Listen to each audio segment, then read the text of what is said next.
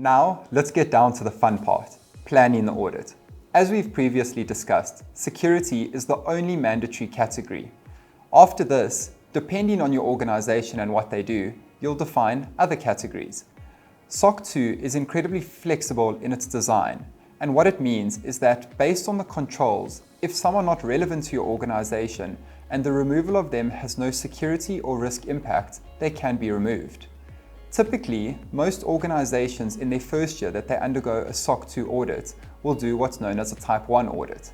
This will evaluate the design of your controls, and it seeks to understand where your environment is at, where the critical gaps are, and what's needed for remediation. This allows you to understand where best to place resources for improvement on your control environment going forward. Next, you would typically perform a Type 2 audit. What this does is it covers a specific period of time. This could be 6 months or 12 months perhaps, and what it will do is it will assess your controls over this full period of time to see if they are operating as expected and if your control environment has developed appropriately.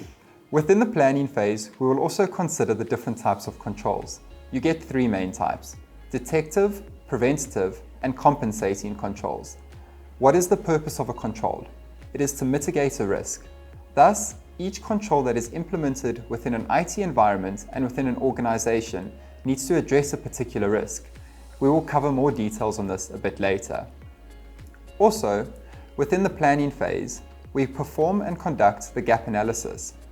The gap analysis is there to identify critical areas that require improvement and remediation in order to have the organization and the business operating according to industry best standards and the best security practices.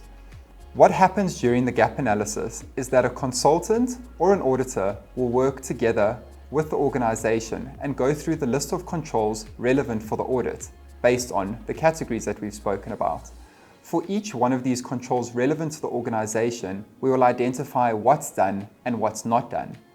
If there are critical gaps or areas that need remediation, these will be documented and noted as part of the gap analysis process, and this forms the foundation for a remediation perspective for the organization. Finally, the last step in the planning phase is choosing your auditor.